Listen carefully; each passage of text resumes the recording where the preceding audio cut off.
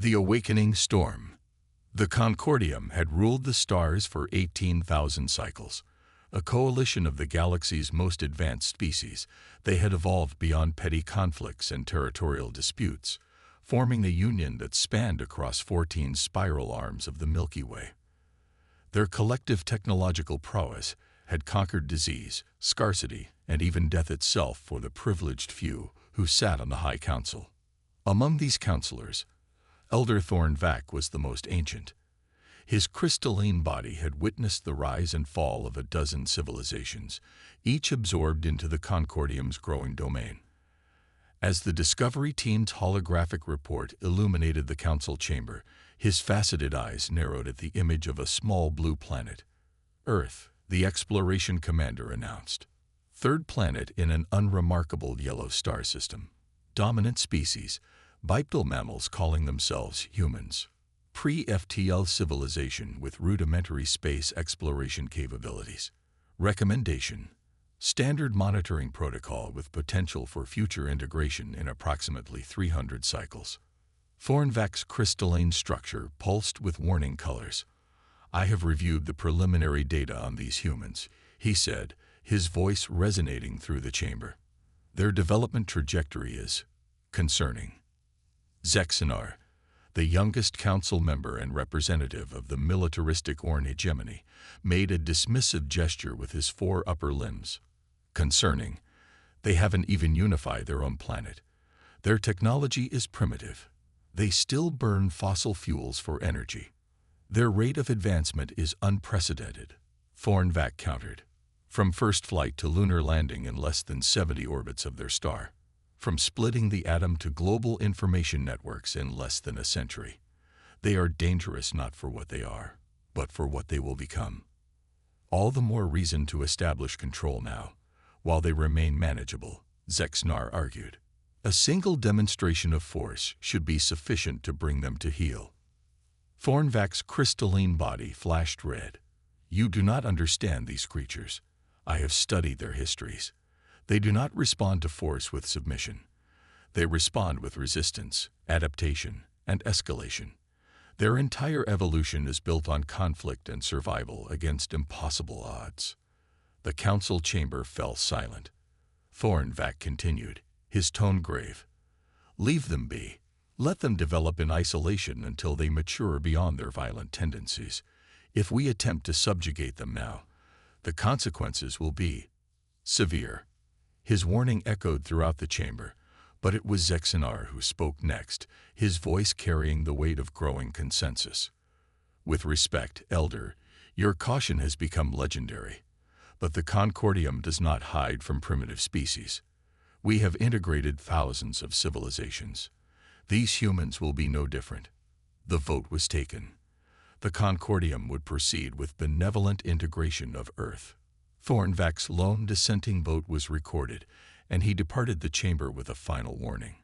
"You have doomed us all." The Concordium's arrival on Earth was deliberately overwhelming. Massive ships appeared simultaneously over every major city, their hulls gleaming like liquid metal in the sunlight. The message broadcast to every communication device was simple: Earth was now under Concordium protection. Resistance was futile.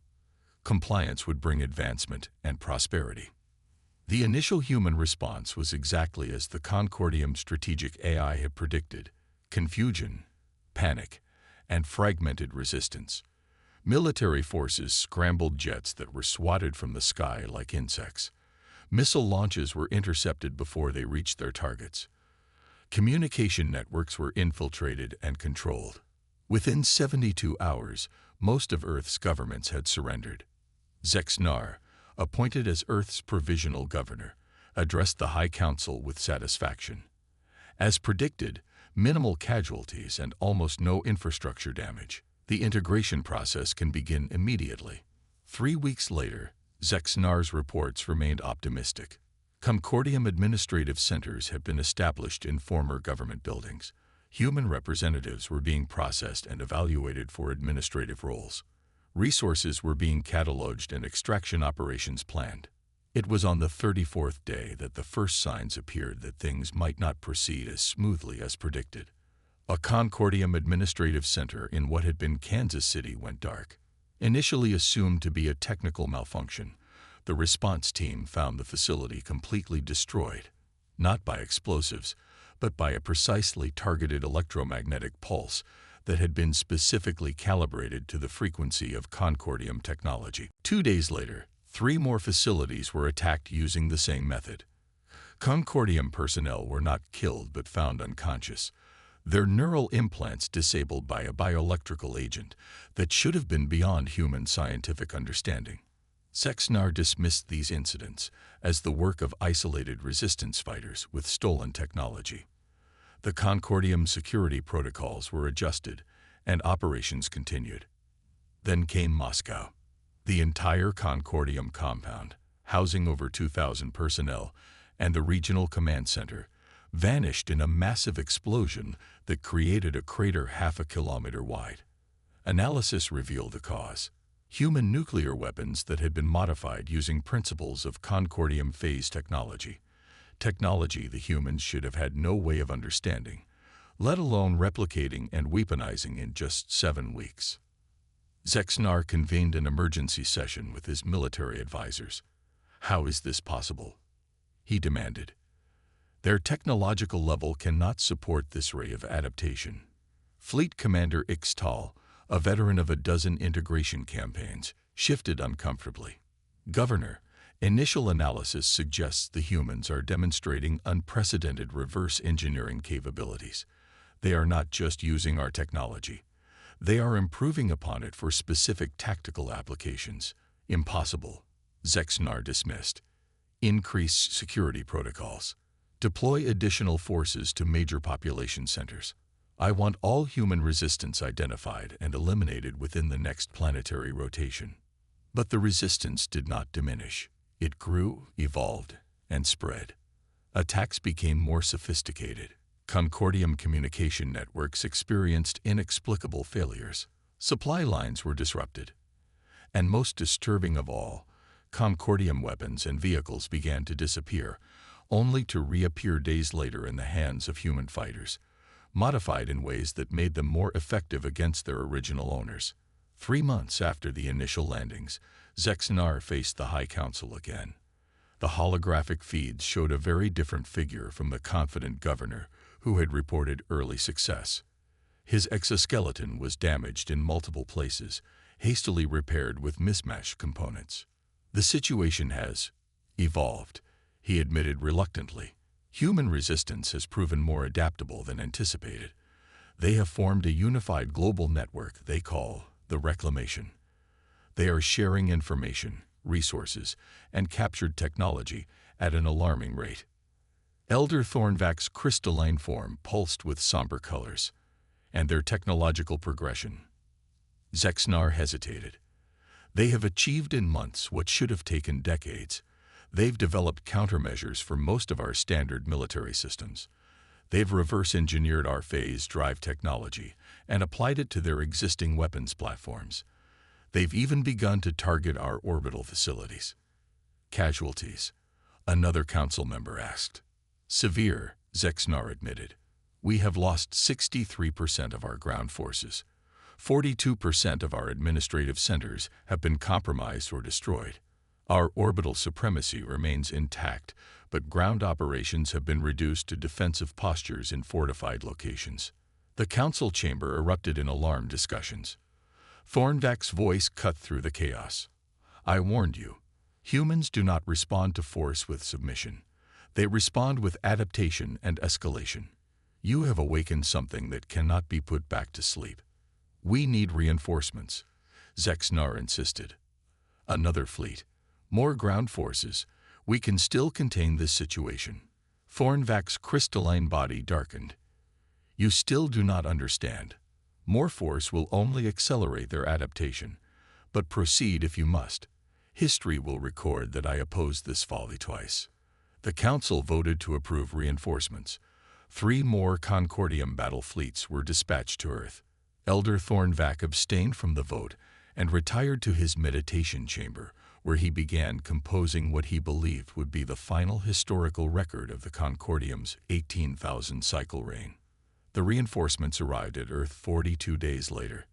They found not a planet struggling under Concordium occupation, but a world transformed into a fortress. The orbital defense grid that greeted them had been constructed from modified Concordium technology, improved and deployed with a strategic brilliance that stunned the fleet commanders. The battle lasted less than 6 hours.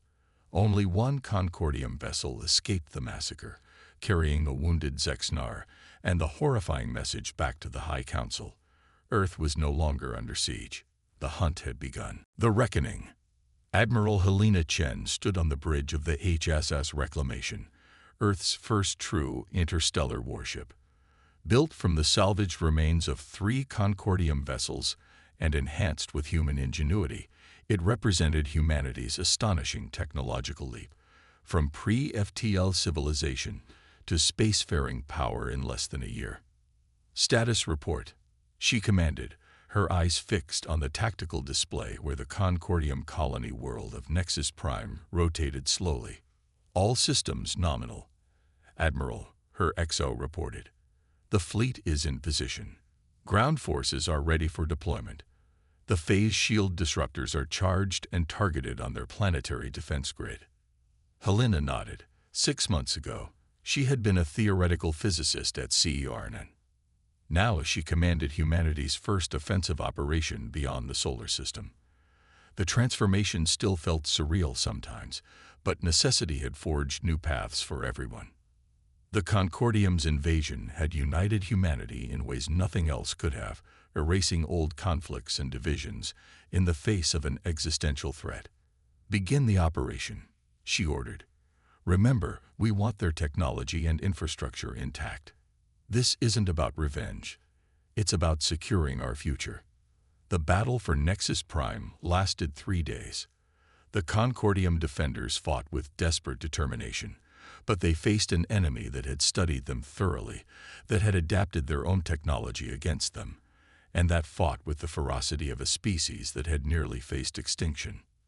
When the Concordium planetary governor finally surrendered, he faced Admiral Chen with a mixture of fear and bewilderment. "How is this possible?" he asked. "You were pre-FTL less than a standard orbital cycle ago." Helena's expression remained impassive. "You should have listened to your elders," she said simply.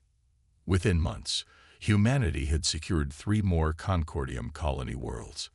Each victory brought new technology, new resources, and new knowledge.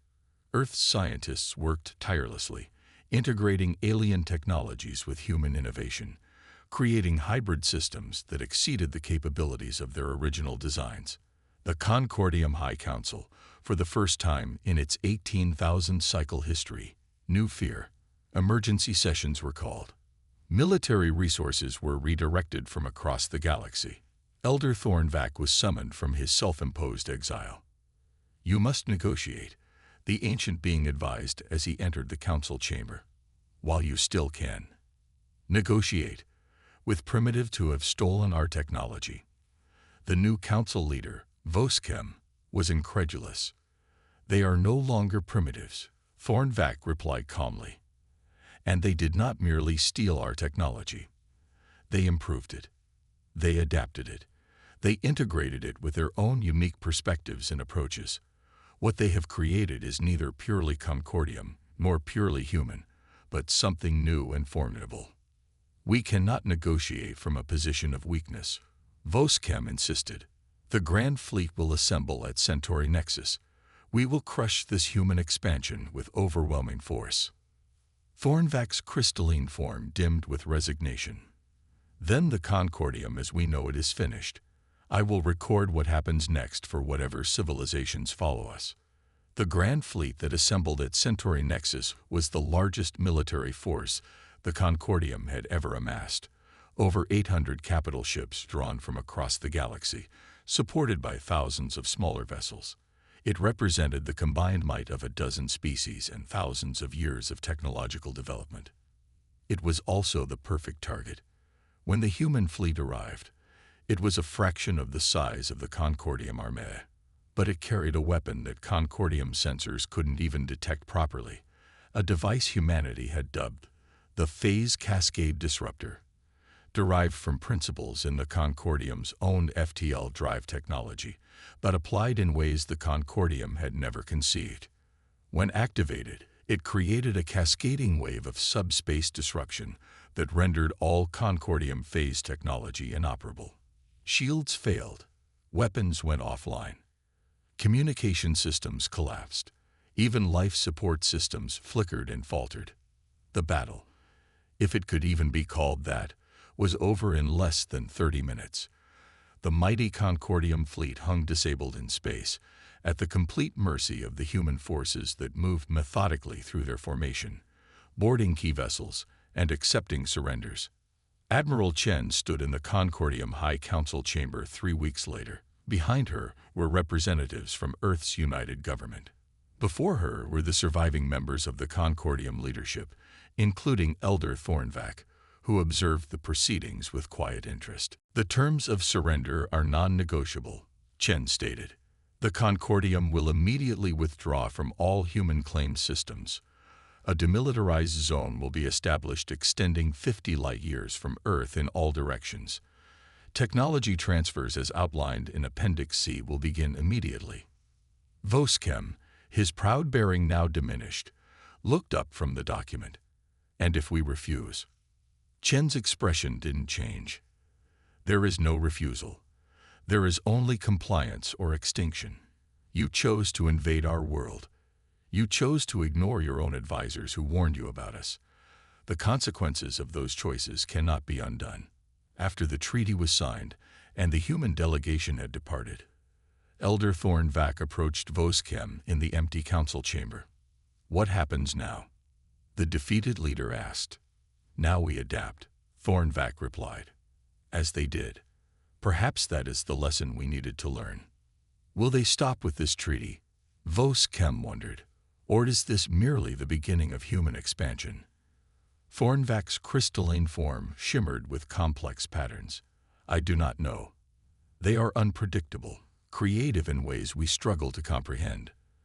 But I believe they are not driven primarily by conquest. They are driven by survival and security." "Then we posed as security. We threatened their existence," Voskem realized. "And in doing so, we created the very threat we feared they might become." "Yes," Thornvac agreed, "a prophecy fulfilled by our own actions."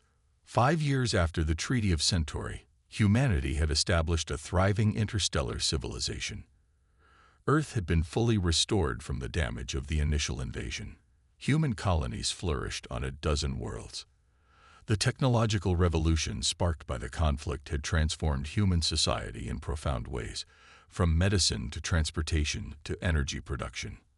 Admiral Chen, now retired from military service, stood at the observation deck of the newly completed diplomatic station, orbiting the neutral world of Proxima Centauri II. Beside her stood Elder Thornvac, who had become an unlikely advisor to Earth's government and an advocate for peaceful coexistence between humans and the former Concordium species. "The diplomatic corps tells me that trade agreements are progressing well," Helena remarked. 6 more Concordium worlds have requested technology exchange programs. "They see the benefits of collaboration now," Thornvac replied. "It is a beginning." Helena turned from the viewport to face the ancient being. "You warned them about us. You tried to prevent the war. Why?" Thornvac's crystalline structure pulsed gently. "Because I recognized in humanity something the Concordium had lost long ago. Adaptability. The Concordium achieved technological supremacy and then stagnated. We became rigid, fixed in our perspectives and approaches. But humans thrive on challenge. You do not merely overcome obstacles. You are transformed by them." "And now?" Helena asked. "What do you see in our future?" Thornvac was silent for a moment, his crystalline form shifting through patterns of light. "I see possibility," he finally said. "Humans have proven they can be formidable enemies. Now we watch to see what kind of allies you will become. The galaxy has been forever changed by your emergence. Whether for better or worse remains to be written." Helena nodded, turning back to the viewport where ships from a dozen worlds moved in careful, coordinated patterns, former enemies now engaged in cautious cooperation. "We'll write that story together," she said. "That's the human way." Beyond the diplomatic station, a new vessel was taking shape in the orbital construction facility, larger than any built by humans or the Concordium before. Its hull bore markings from multiple species, a joint venture that would push beyond the boundaries of known space. The galaxy watched and waited to see what would emerge from this new chapter, a chapter that began because the Concordium ignored the Elders' warnings about a small blue planet and the adaptable, resilient species that called it home.